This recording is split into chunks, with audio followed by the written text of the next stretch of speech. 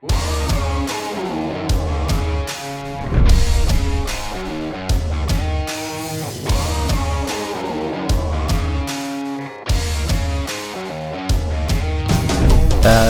name's Trevor Hudson, and here we have a 1962 Diamond T 634. It was rescued from Dalby in Queensland and restored by us. We retired from work and we decided to restore a Diamond T because my father had one, the same cab. The truck spent all its life in Dalby carting grain out of a property, dod-loaded timber. The 634 is an unusual model. Not a lot of them around. There's plenty of 630s, but the 634 was when the White Corporation bought Diamond T out, and they used a different cab in this series. It was a bit narrower than the 630. The mountings were different. The windscreen doesn't fit interchange either, and the dash has a curved dash in it. It had a little bit more powerful engine than the 630. They used a lot of the Rio engines in them. This one has the 653 GM in it. It has a 2-speed diff, which is original. Eaton 2-speed diff, number 5. 10-speed Road Ranger, which was bought in a kit form from America. Because this truck originally had the Gold Comet petrol Rio engine, and it was bought in kit form in the very early 70s from America when petrol was getting a bit more expensive and diesel was the way to go. Little Hudson. It's got the original door handles on it. That's the original colour of the interior they were, and that's the original colour of that's the closest colour we got to the seat. The seats were all green in them. The wig-wag air, low air goes up near the windscreen up there. That drops down when it gets down to a certain air level.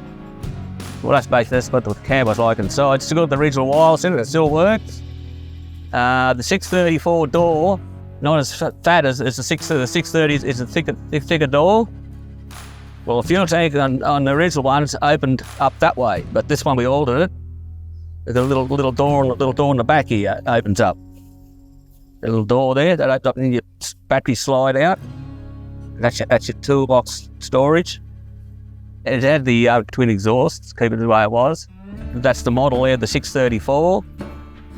The motor was made, the plate of the motor's got January 73 on it, that little tag on the top of the rocker cover there. Got those grill bars, got them all the dents taken out. The grill bar didn't look like that when we got it. We got the bumper bar re-chromed, got the grill bars done, got the mascot and the bonnet done. It had air clean on the mudguard in the front, but it stayed there, it had to stay there. We just modified how it was fixed to the mudguard. The fuel tank holds 300 litres of fuel. The rear suspension, there's 2 rear suspensions you get in this model. This is the one that gives a better ride and better load, so loading and that. Original turntable on it. The old Diamond T's back cross member had the Diamond T handle on it's stamped in it there. So we put a bit of shiny aluminium behind it to make it sort of stand out a bit more. You notice it's got 2 bars on the side of the bonnet. The 630 didn't have them bars. The 630 had air where they let the air through and keep the motor cooler. Terrible hard to find a bloke to sign right these days that still uses a brush.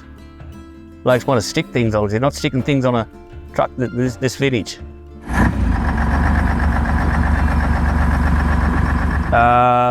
It still has the original 2-speed axle shift plate on there, which gives you instructions on how to shift the 2-speed diff. Also, it has the original sold by sticker that was on the inside of the glove box lid from H.W. Crouch, Parramatta Road Camperdown. They were well-known white Diamond T Rio agents of the time. That's your windscreen wipers, that's what worked your wipers. That's your emergency stop for the engine. The 653s, sometimes they went a bit haywire, and if your injector's jammed, you pull that out, otherwise you'd blow your engine apart. That's your emergency stop. They all had it in that era. Also, the centre of the steering wheel here, when you ordered a truck off the dealer, he used to put your name engrave your name on there, custom built for whatever company or whatever person.